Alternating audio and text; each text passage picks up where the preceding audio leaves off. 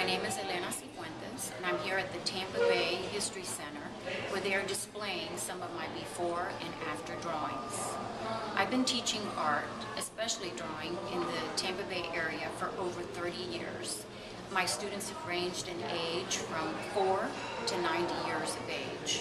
My passion has always been to teach people that drawing is not just for some of us, it's for all of us.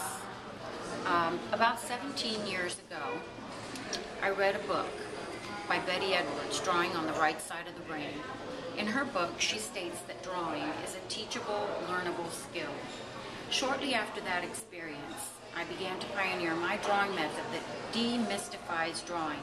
It proves that there is no mysterious talent or magic needed in order to draw anything as easily as you learn to write your name. It's not just another how to draw lesson, but instead it is a rigorous exercise in observation and analysis. The drawing method is taught by using concrete sequential steps that are very similar to the ones we use to teach reading, writing, and math.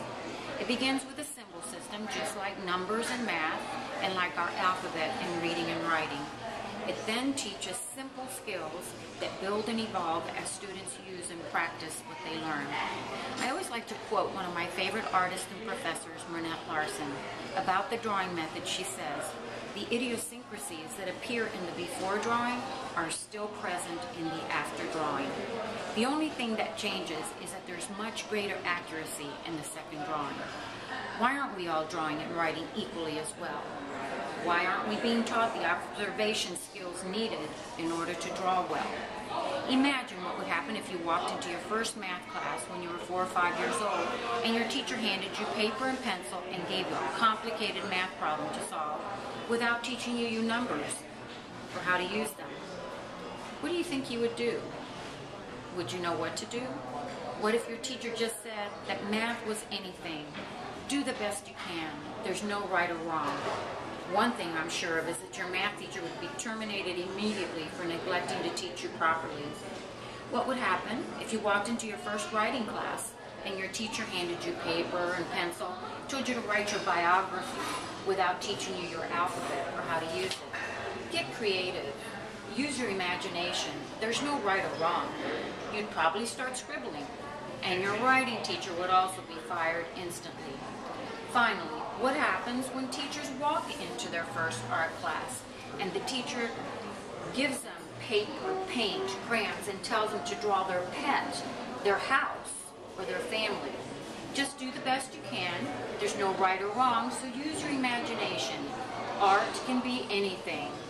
You start scribbling and try to teach yourself how to draw. Why is it that we use a symbol system to teach and fundamentals in every class but drawing?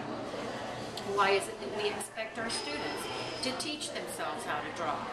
A few of them with better observation skills do a great job of teaching themselves, but most of them, as Betty Edwards also observed, fail and give up drawing by the age of 12.